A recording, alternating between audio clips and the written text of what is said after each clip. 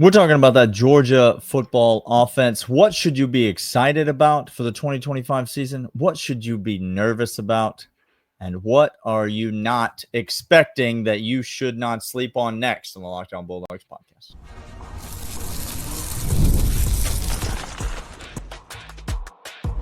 You are Locked On Bulldogs, your daily podcast on the Georgia Bulldogs. Part of the Locked On Podcast Network, your team every day. Welcome back, everybody. This is Locked On Bulldogs, part of the Locked On Podcast Network. Daniel, I'm excited. I'm here. Wowzers. You were here because we're fired up. We're fired up. Guys, we are talking week away from watching college football. Days. We're about to start counting by hours at this point. By the way, today's episode brought to you by FanDuel. FanDuel.com. More on them in a moment. Everydayers, first listeners, and those of us who go all the way, the loyal third segment listeners, we appreciate you so very much. Today, Daniel and I are talking about three things. What should you be excited about for this offense, 2025? Nervous about, and not sleeping on. Something you're not thinking about right now that we have stayed up literally and not figuratively. Like some people say I stay up in the middle of the night thinking about this. That's cute. Yeah. I am literally up in the middle of the night. Text me because I'm up. I will be there. We'll be there together. Yeah. You have been thinking about it, but we have been thinking about it. We're going to give you those things for specifically this offense. And then next week, we'll come back for the defense in season. Just give you a little heads up. We'll have an overreaction show every Saturday. We'll hit you with a second round of reaction on Monday. News roundup Tuesday. Wednesday, Thursday, Friday, we have our lovely Friday every single time. Nervous, excited, don't sleep on.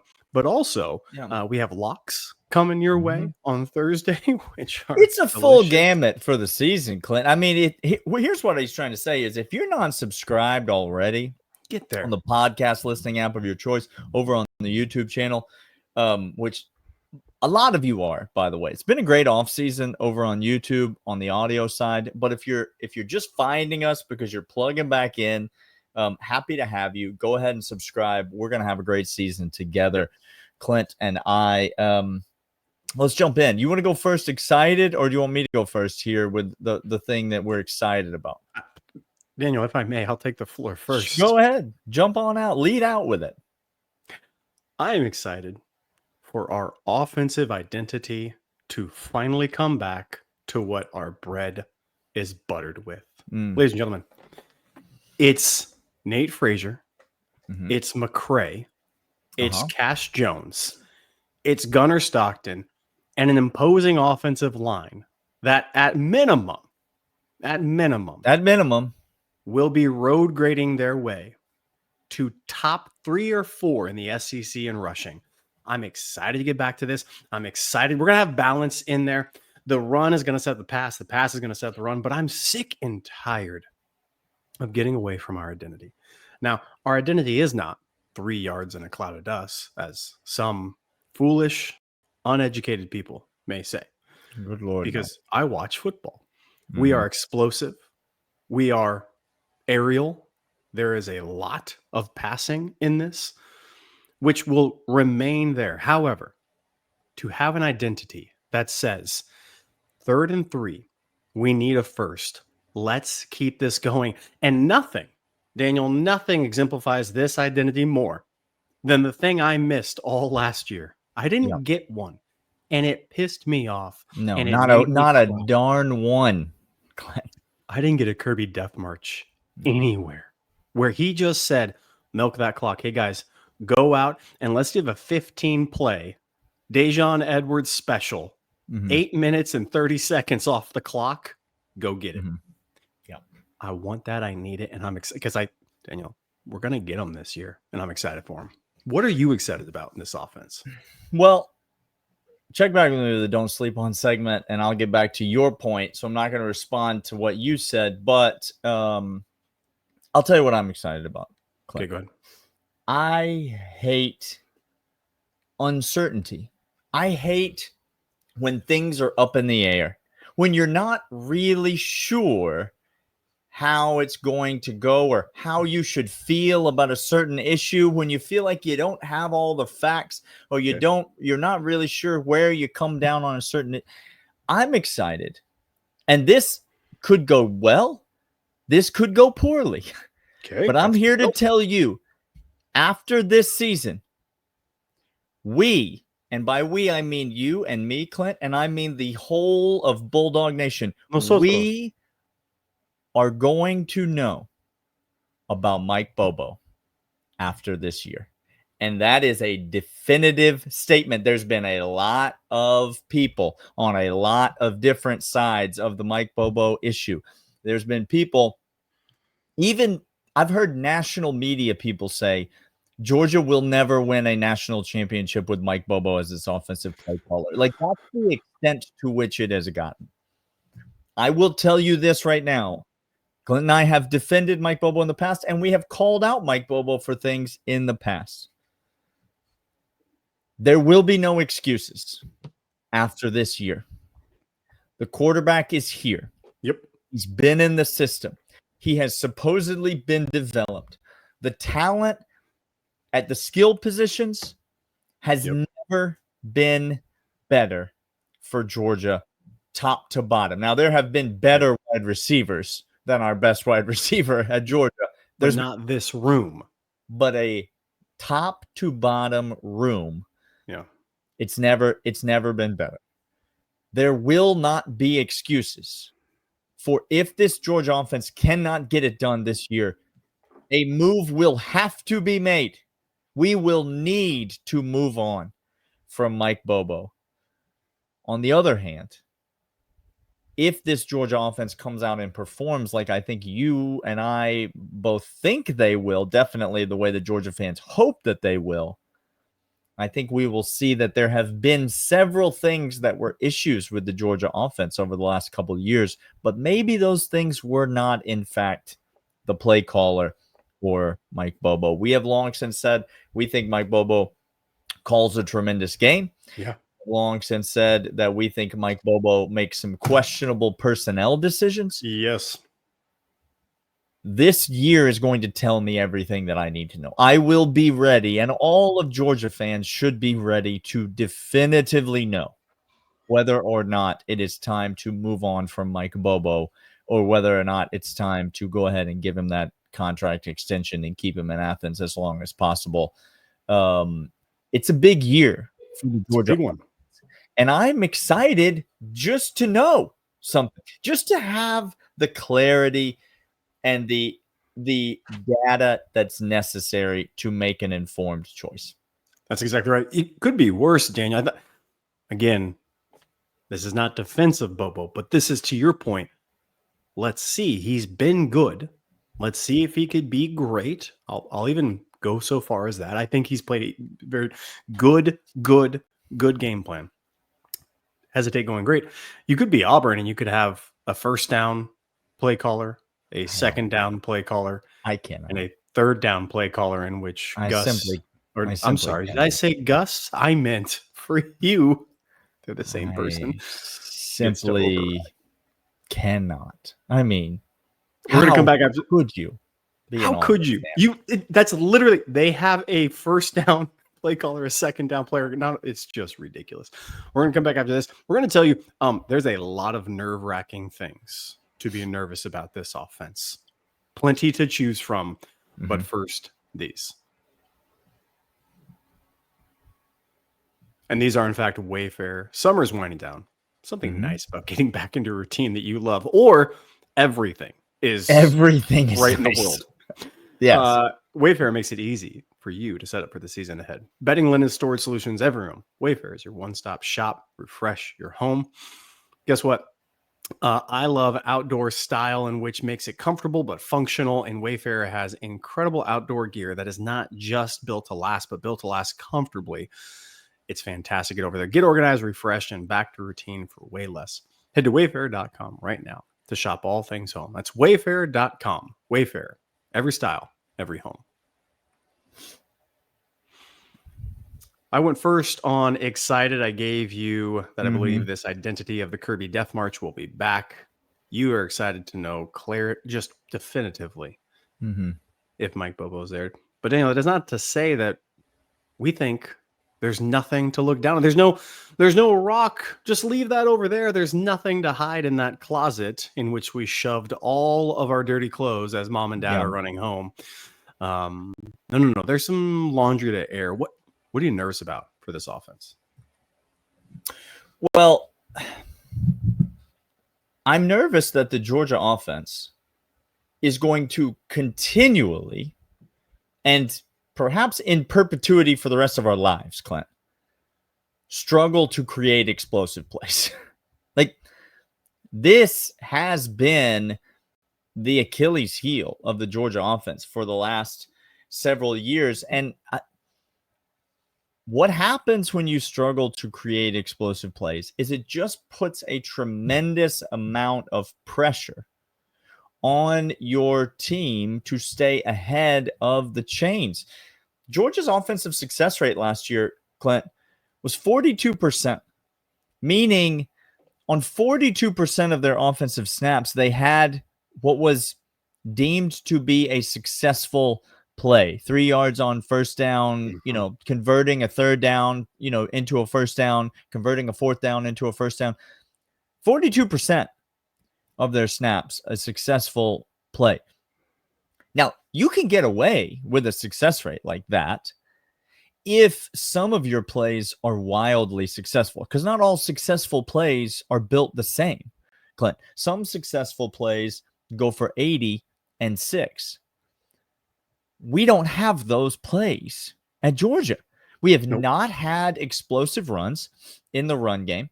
We have not had explosive passes in the pass game. I know there have been a few, but by and large, we have struggled in that area. And what that does is it puts a tremendous amount of pressure on the offense down in and down out. Now, when you have a new quarterback like Gunnar Stockton, the last thing you want is for him to be faced with a bunch of 3rd and 7s, a bunch of, 2nd and 11s after a 1-yard loss on a first down run. If you can't generate freebies, explosive plays down the field, it's going to continually fall on the shoulders of Gunnar Stockton, and that makes you nervous. That makes me nervous as a Georgia fan. I found it interesting as I was researching Georgia's success rate last year, Clint. On standard downs, Georgia's offensive success rate was 51%. Okay. On passing downs. Now, could Georgia run the ball last year, Clint? No, they could not. Did all of their offense virtually come through the passing game? Every last bit of it, for the tune of tons of interceptions and way more pass attempts than you ever hope. On passing downs, Georgia's offensive success rate was 35% last year. But people are telling me Carson Beck was the number 1 quarterback in the portal. On passing downs, Georgia's offense. Now, I know Carson Beck's not out there catching the ball, and we have long made a point that the wide receivers play a pivotal role in that struggle. I do expect those numbers to come up. But if you can't generate explosive plays, Clint, then I don't want to say none of it matters, but it puts you in a real tough spot. No, none of it matters. Let me go out and say it. None of it matters, Daniel, because when you look, bear with me for a moment, listener. Bear with me for a moment, Georgia fan. I'm not saying you're dumb. That's not what I'm doing. I'm just reminding us all how football is actually played, not simply looking at, well, he had over 4,000 yards. And no, okay. In the scheme of a game, if a defense is not threatened, and the 2 games that come to mind by this are Kentucky and Notre Dame, the 2 biggest indications of this. When a team is not threatened by your passing attack at all, when nobody fears that they can put you out on islands. This is, by the way, this is what we do to opponents. I'm telling you Kirby Smart's philosophy. Kirby presses up and says, beat us deep, then go for it. Try to see if that works. I'm going to blitz. I'm going to bring pressure. I'm going to wreak havoc, and I'm going to attack because that's my mentality. And I'm going to set guys up on the edge to go man to man and say, get after it. We saw this in the Texas game, and it worked wonders for us because, again, they don't have a quarterback worth throwing the ball at Texas, and they still don't because I don't know if he can yet. That's not me saying it. That's my eyeballs. When you look at this offense, when teams don't respect you, they game plan, they take out an element of your game, then they can really start doing run stunts.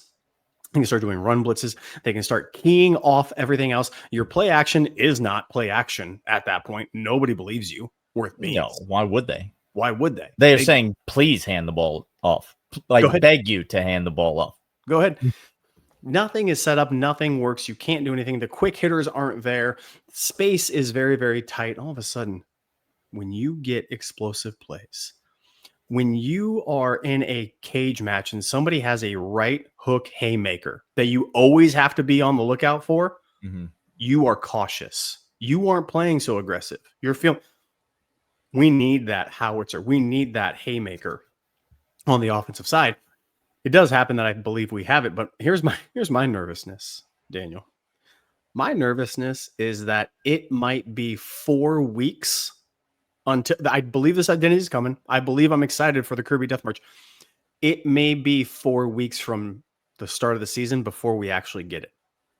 Now, here's why that's nerve-wracking to me. Because after 4 weeks, we might actually have a solidified offensive line rotation. That may come into focus because right now we got 7-8 guys who are vying for the position. It may take 4 weeks for us to really figure out who is the alpha in the wide receiver room. Tons of depth everywhere. Is it Branch? Is it London? Is it Colby Young? Is it Noah Thomas? I think every single one of those guys has the opportunity to do that. And more. And by the way, I stopped short. Can Gunnar Stockton compete on a option offense? And can Georgia fans be okay with the fact that we have an option offense at times?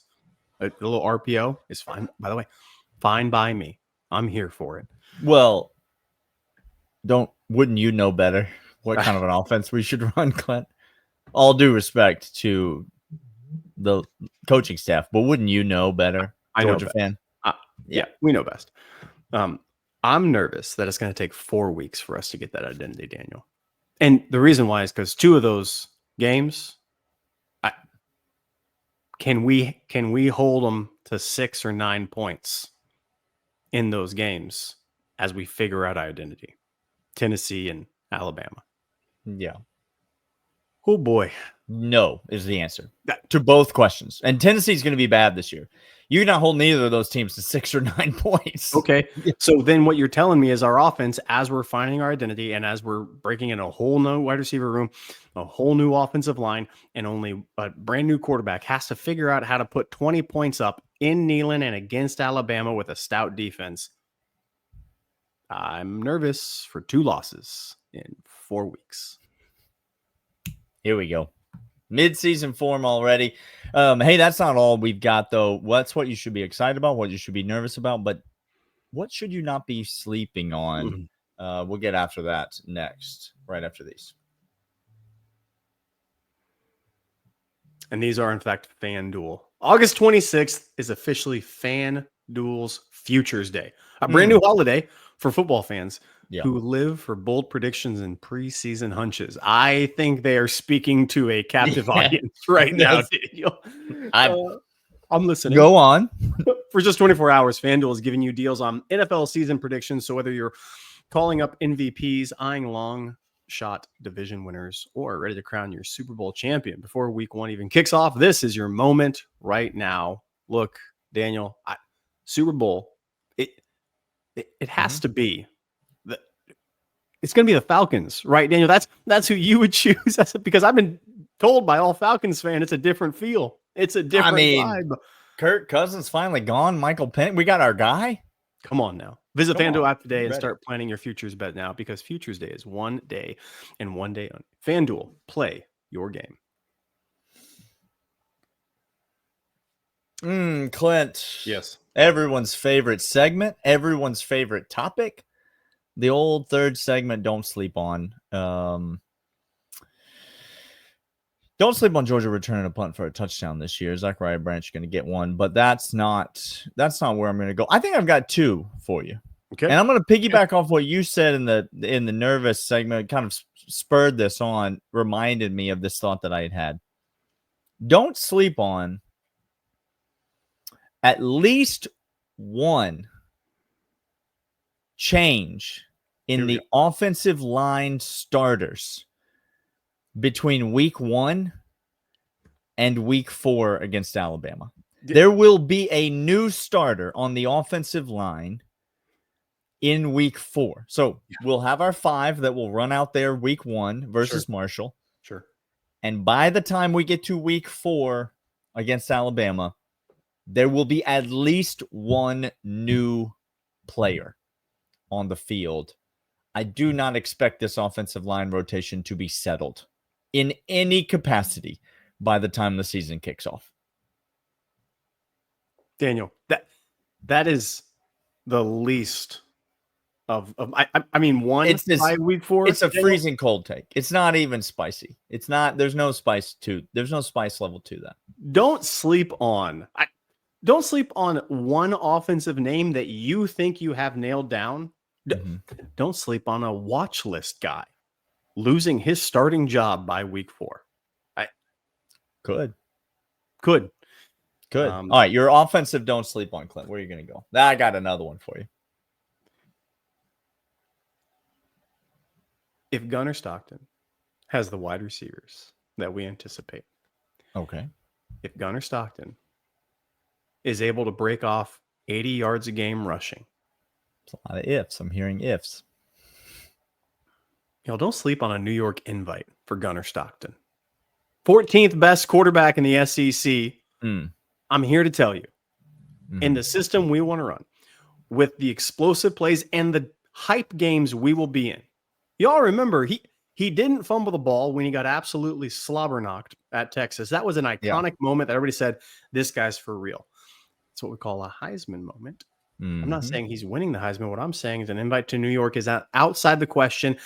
If, and it is an if, we're able to get that RPO game going, because I do truly believe Gunnar Stockton, with full range and full permission to pull down and run the ball with an in man on the line of scrimmage, I know of maybe one or two guys in the SEC that I would say, Gunnar, give that ball off. Like, go ahead, give that ball off. It's at Alabama. And it's at Auburn, of all places. I think there's a couple of DNs, and on that side, I would be like, just go ahead. Let's go inside on that one, Gunnar. Everybody else, I'm very excited for. Don't sleep on Gunnar getting an invite to New York, just like Stetson did. I don't hate it. One of my don't sleep ons that I had I wasn't going to give, but I will just piggyback off of it now. Gunnar Stockton is definitively going to outplay Arch Manning when Texas comes to Georgia. He is definitively going to play circles around Arch Manning in that game. So don't sleep on that. That's a very specific one for week 8 or whatever week that is. Here's mine, and it goes back to your segment 1. Georgia averaged 121 rushing yards a game last year. And that's not for a person. Whole team. That's for the whole darn team. For the whole darn game. Okay. Georgia will average 200 yards a game rushing this year.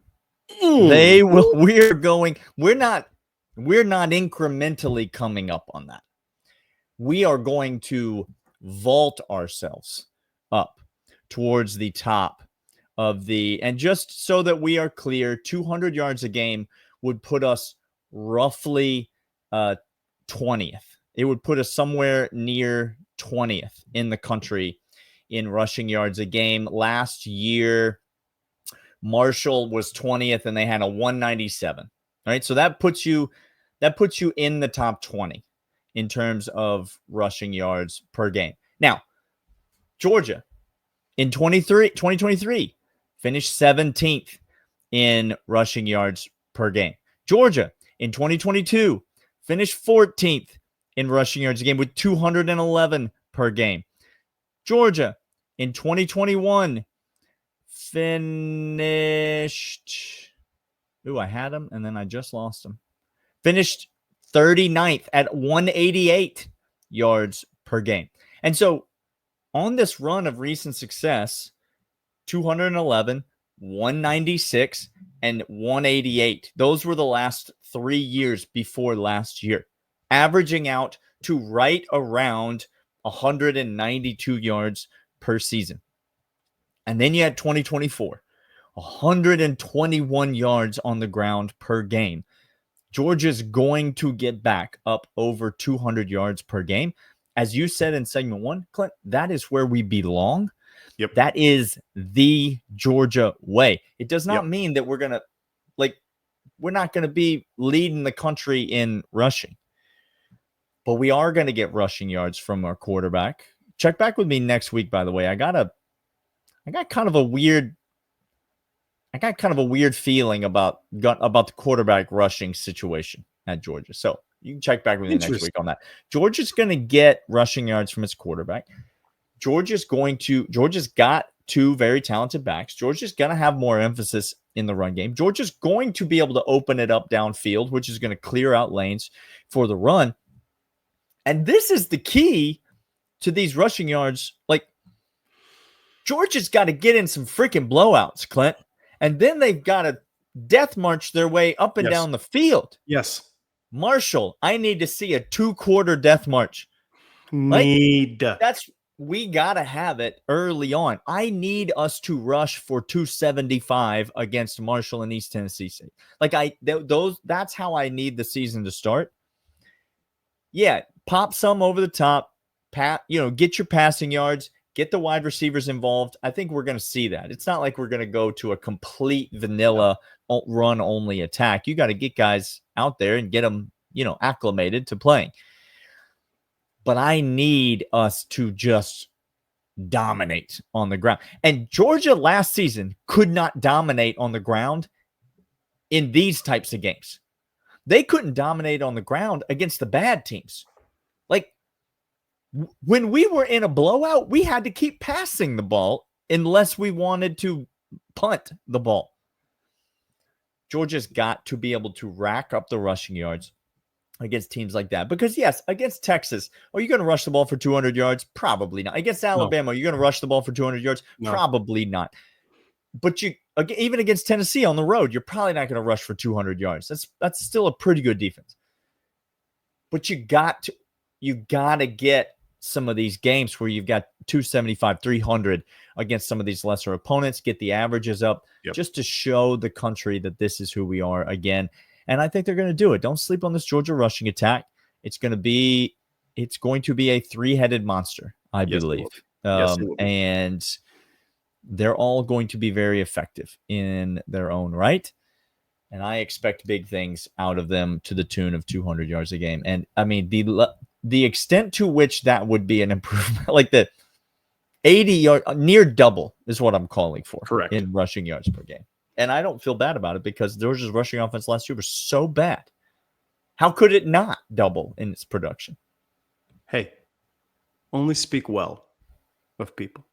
What if people exclusively don't do well? What should I say? What should I say then? Don't say anything. Oh, we just ignore it. So let's be silent. We just excuse that and ignore it. No, that's not how you get better, and that's not what we do, and we call it like we see it. Hey, he is Daniel. I'm Clint. This is Locked On Bulldogs, part of Locked On Podcast Network, your team every single day. We'll be back Monday as we are days at that point away from college football. We'll tell you how to prepare, how to get ready. We'll see you guys then. See ya.